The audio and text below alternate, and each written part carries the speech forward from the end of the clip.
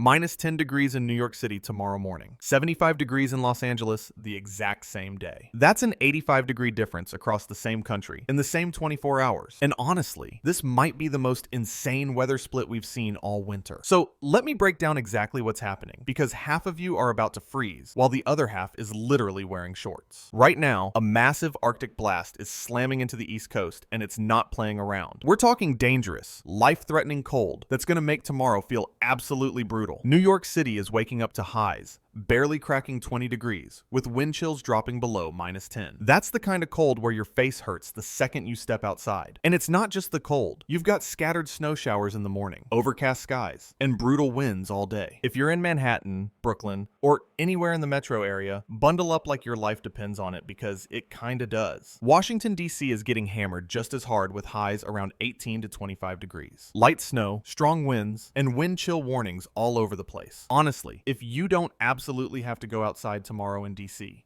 just don't. Chicago. You guys are sitting at highs in the upper 20s to low 30s, which sounds better, but it's still freezing. You're looking at cloudy skies, possible light snow or sleet, and those brutal Midwest winds that cut right through you. So yeah, not a fun day to be in the Windy City either. Now here's where it gets absolutely wild, and I mean truly wild. While the East Coast is literally in a deep freeze, the complete opposite is happening out west and down south. Miami is chilling at a gorgeous 70 degrees, with clear skies and sunshine all day. People are going to be at the beach, sipping drinks, living their best life, while New Yorkers can't feel their fingers. Houston is hitting the mid-70s, with sunny skies and barely any wind. That's basically perfect spring weather in the middle of February. And Los Angeles.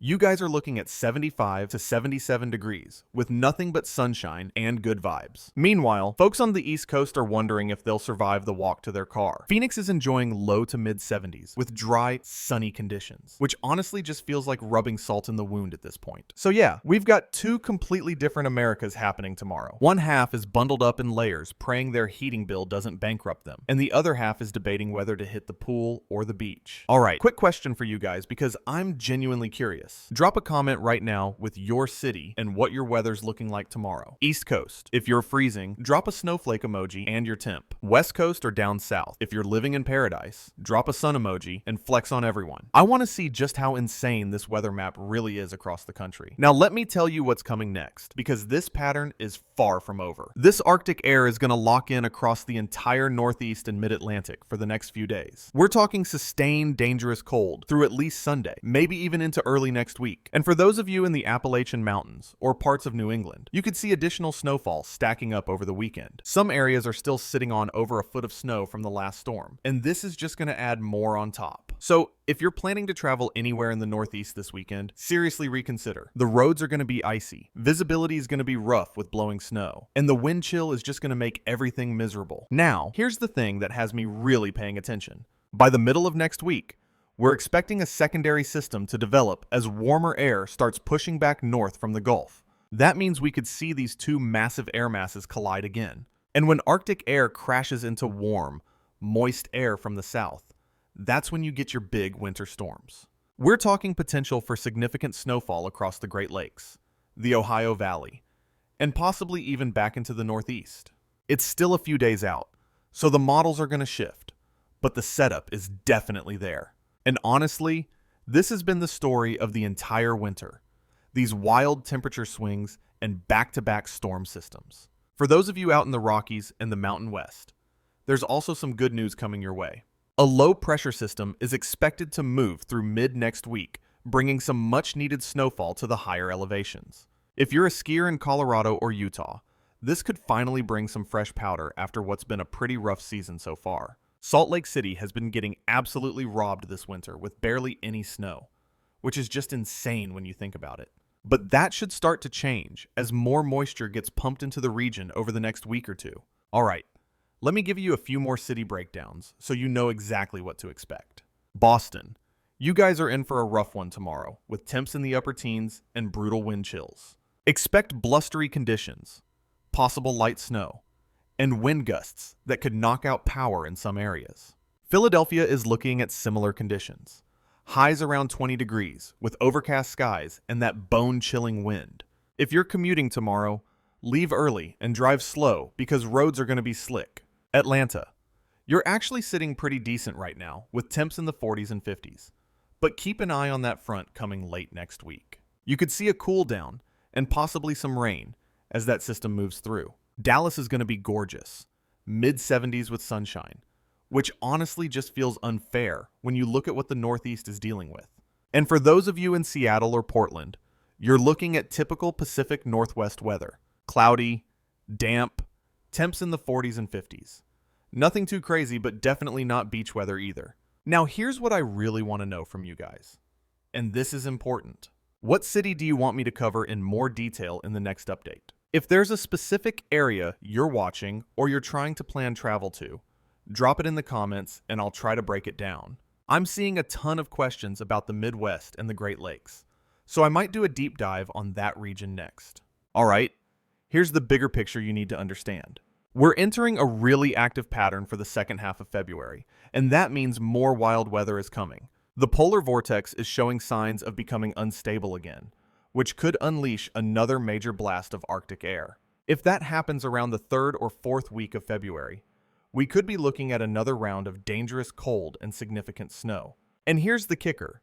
When you get these temperature extremes, like what we're seeing right now, the atmosphere becomes really volatile. That sets the stage for powerful storm systems that can bring everything from blizzards to severe thunderstorms to even tornadoes. So if you're anywhere in the Tennessee Valley, the Ohio Valley, or the Southern Plains, you're going to want to stay locked in over the next couple weeks.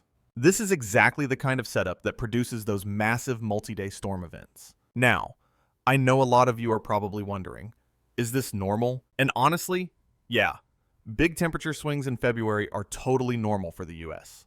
We're right in that transition period where winter is starting to lose its grip, but it's not going down without a fight. So you get these massive clashes between Arctic air and warm Gulf moisture, and that's when things get really interesting.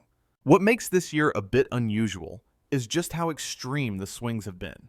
We're seeing 40 to 50 degree temperature changes in just a few days, and that's pretty wild even for February. Alright, before I wrap this up, let me give you the key takeaways you need to remember. If you're on the East Coast, tomorrow is going to be brutal, so bundle up. Limit your time outside, and check on your neighbors. This is the kind of cold that's genuinely dangerous, especially for anyone who's elderly or doesn't have adequate heating. If you're out west or down south, enjoy the beautiful weather, but don't rub it in too hard. Your turn for crazy weather could be coming soon with those storm systems developing next week.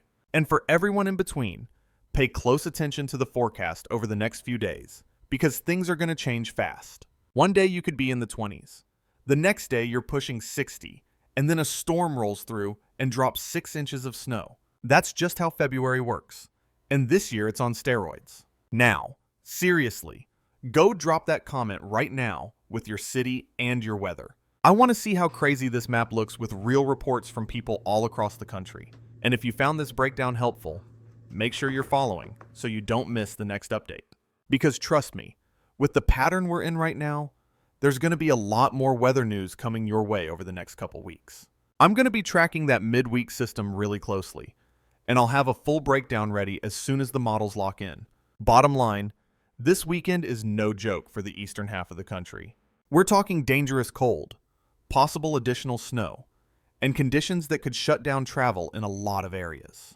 Meanwhile, the west and south are basically experiencing early spring, which is just absolutely bonkers. And then next week, when these air masses start battling it out again, that's when we could see some really significant weather develop. So stay safe out there, especially if you're in the path of this Arctic blast. Make sure your car is winterized, your home heating is working, and you've got supplies in case you lose power. This is the real deal, and it's better to be overprepared than caught off guard. Alright, I'll catch you in the next update. Probably sometime Sunday with the latest on that developing system. Until then, stay warm if you're freezing, enjoy the sun if you've got it, and keep those comments coming. Let's see who's got the wildest weather story right now.